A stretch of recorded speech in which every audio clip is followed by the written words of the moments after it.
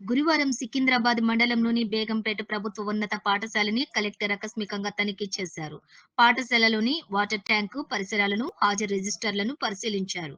అనంతరం 3వ తరగతి క్లాస్ రూమ్ సందర్శించి పిల్లలతో పాఠాలను చదివించారు. 3వ తరగతి విద్యార్థులు వైష్ణవి, గౌతమ్, నవ్యలతో పాఠాలు చదివించారు. పిల్లలు బాగా చదవటంతో అభినందించారు. 10వ తరగతి పరీక్షలకు సరైన ప్రణాళికతో సిద్ధం కావాలని అన్నారు.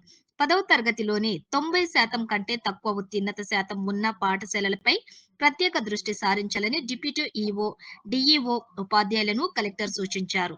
DEO R Rohini, EE Shafimiya, deputy EO Sridhar, deputy EE Sanjeev, ప్రధాన ఉపాధ్యాయులు యాదగిరి, ఏఈ శ్రీనివాస్, ఉపాధ్యాయులు తదితరులు పాల్గొన్నారు.